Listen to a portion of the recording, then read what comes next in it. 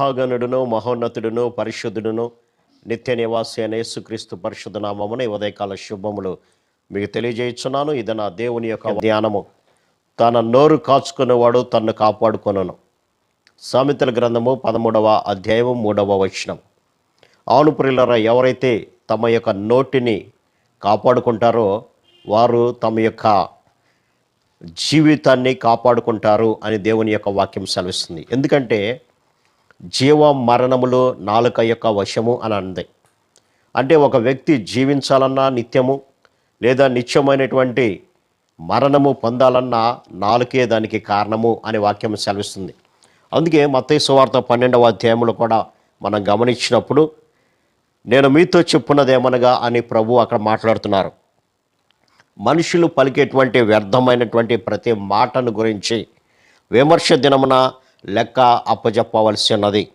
నీ మాటలను బట్టి నీవు నీతిమంతుడు అని తీర్పు నొందుతావు, నీ మాటలను బట్టి అపరాధి అని తీర్పు నొందుతావు. అవును ప్రియులారా, యేసుక్రీస్తు ప్రభువారు రెండవ రాకడలో ఆయన న్యాయాధిపతిగా రాబోతున్నారు భూమి మీదకి. ఆ వచ్చినటువంటి సమయంలో ప్రతి మనిషిని కూడా విమర్శ చేసేటప్పుడు వారు మాట్లాడినటువంటి ప్రతి మాటను బట్టి ఆయన తీర్పు తీర్చబోతున్నారు ప్రియులారా. అందుకని ఇక్కడ అంటారు, నీ మాటను బట్టే నీవు నీతిమంతుడు అని తీర్పు తీర్చబడతావు, లేదా నీ మాటను బట్టే నీవు అపరాధి అని తీర్చబడతావు. మనం ఈ లోకంలో జీవించేటప్పుడు ఉదయం లేచిన దగ్గర నుంచి రాత్రి వరకు కూడా అనేకమైనటువంటి మాటలు మాట్లాడుతూనే ఉంటాం. ఆ మాటలు ఎలాంటివో నీవు పరిశీలన చేసుకో అని అంటారు ప్రభు. ఆ మాటలను బట్టి నీవు తీర్పులోనికి రాబోచున్నావు. ఒకవేళ నీ నోట్లు గనక కుటిలమైన అబద్ధమైనటువంటి చెడ్డ మాటలు పలుకుతూ ఉంటే నీవు అపరాధి అని తీర్చబడతావు.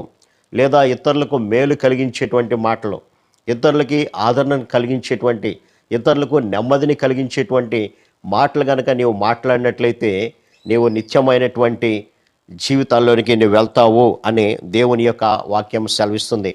అందుకే భక్తుడు అంటాడు, నా నాలుకతో పాపము చేయకుండానట్లు నా మార్గములను జాగ్రత్తగా చూసుకుందును అంటాడు.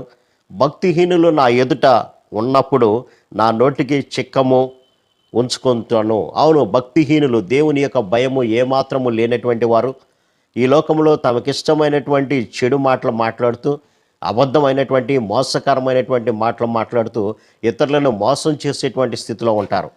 అబద్ధాలు ఆడేటువంటి స్థితిలో, భూతు మాట్లాడేటువంటి స్థితిలో ఉంటారు. అందుకని ఇక్కడ భక్తుడు అంటున్నటువంటి మాట, భక్తిహీనులు నా ఎదుట ఉన్నప్పుడు నా నోటికి నేను చిక్కాన్ని వేసుకుంటాను అంటున్నారు. అంతేకాకుండా దావీదు భక్తుడు ఒక గొప్ప ప్రార్థన చేస్తున్నాడు, యెహోవా నా నోటికి కావలి ఉంచుము, నా పెదవుల ద్వారమునకు కాపు పెట్టు అని అంటారు. కారణం ఏంటంటే ఈ నాలుక మానవుని యొక్క అవయములో చిన్నదైనప్పటికీ కూడా అది భయంకరమైనటువంటి అవయము. ఎంత చిన్న నిప్పు పెద్ద అడవిని తగలబెడుతుందో అలాగ నాలుక కూడా తన యొక్క కుటిలమైనటువంటి మాటల చేత మానవుని యొక్క సమస్త శరీరానికి కూడా మాలిన్యాన్ని తెచ్చిపెడుతుంది అని వాక్యం సెలవిస్తుంది.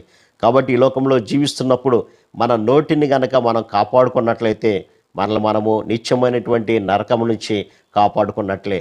ఒకవేళ మన నోరు గనక కాపాడుకోకుండా ఇష్టమొచ్చినట్లుగా మాట్లాడుతున్నట్లయితే మనము అపరాధమని తీర్చబడతాము, నిత్యమైనటువంటి నరకములోనికి వెళ్తాం ప్రియులారా. అందుకనే ప్రభు ఇక్కడ హెచ్చరిక చేస్తున్నాడు, తన నోరును కాపాడుకున్నటువంటి వాడు తను తాను కాపాడుకొనను. అందుకనే వాక్యం సెలవిస్తుంది, విస్తారమైనటువంటి మాటల్లో దోషం ఉండక మానదు అని అంటారు. ఆ దోషమే నిన్ను నిత్యమైనటువంటి జీవాన్ని నుంచి తప్పించి నిత్యమైనటువంటి నరకములోనికి నిన్ను తీసుకెళ్తుంది. కాబట్టి ఇదేనా వాక్య ధ్యానం ద్వారా భక్తిహీనుల దగ్గర మనం ఉన్నప్పుడు వారితో ఏకీభవించి అటువంటి భక్తిహీనమైనటువంటి దేవునికి అయిష్టమైనటువంటి మాటలు మాట్లాడుతున్నామా? లేదంటే వారి మధ్యలో ఉన్నప్పుడు భక్తుల్లాగా తన యొక్క నోటిని, మన యొక్క నోటిని కాపాడుకునేటువంటి స్థితిలో ఉంటున్నావా?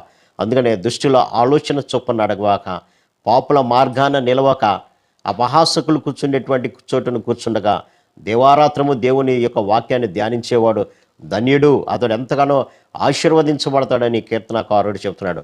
కాబట్టి మన యొక్క మాటలను, మన యొక్క నోటిని మనం కాచుకుందాం, నిత్యమైనటువంటి నరకం నుంచి తప్పించబడదాం.